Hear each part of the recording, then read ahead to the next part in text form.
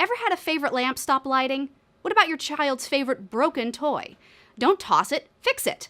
That's the message City of Austin wants to get out in order to prevent repairable goods from ending up in landfills.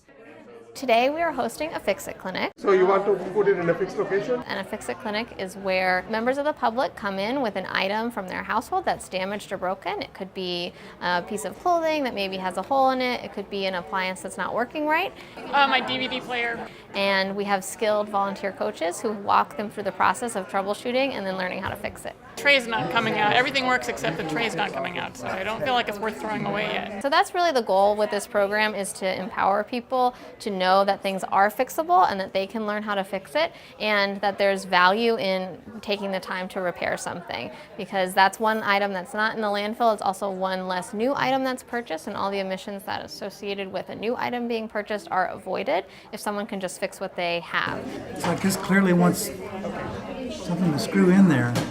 A lot of toasters and blenders, yeah, because that's an item that I think people want working, of course, in their home. And we also see people bring in things that may not have economic value to fix, but have a lot of emotional values. We also had a RC helicopter taken apart and fixed that.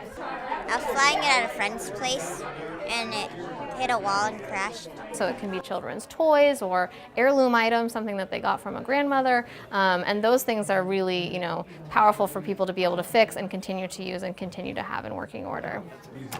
So we figure we've diverted over 1,700 pounds of material through repair and recycling for this Fix-It Clinic. And the program has grown and grown and grown. We started out with about 15 attendees per clinic, and now we're, between 35 and 60 people come out every time we have one. We have these events on an ongoing basis. You can sign up to volunteer, sign up to come in and learn how to fix something yourself, and we hope to see you at the next one.